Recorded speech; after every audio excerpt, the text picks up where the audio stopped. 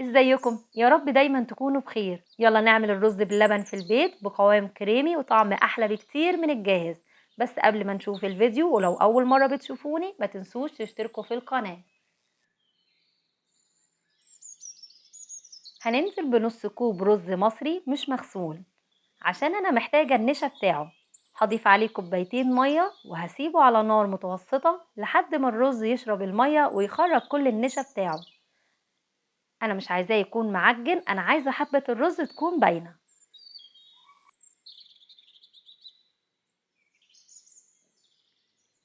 هضيف لتر لبن، واللبن هنا لازم يكون جودته حلوة وكامل الدسم عشان بيفرق قوي في الطعم. ههدي النار خالص وهفضل اقلب باستمرار، ومع التقليب هضيف نص كوب قشطة.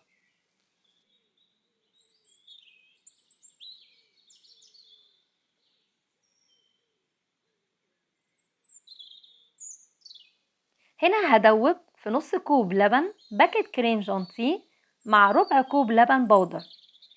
الكريم جانتيه واللبن بودر هيدي طعم حلو قوي، وكمان بيخلي القوام كريمي ولذيذ.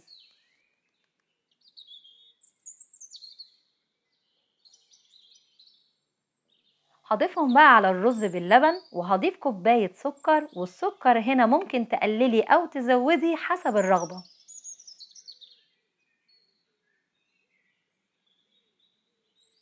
كل ده وأنا شغالة على نار هادية ومع التقليب. في الآخر بقى هضيف معلقة صغيرة من الفانيليا.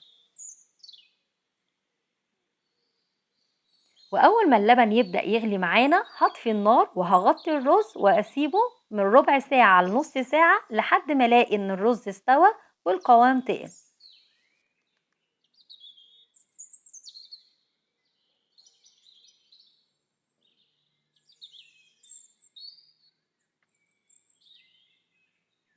وبكده الرز باللبن بقى جاهز معانا على الصب في أطباق التقديم. هسيبه يدفى قبل ما ادخله التلاجة، والمهم لازم تغطيه عشان يعمل معاكي الوش المكرمش اللي بنشوفه في المحلات.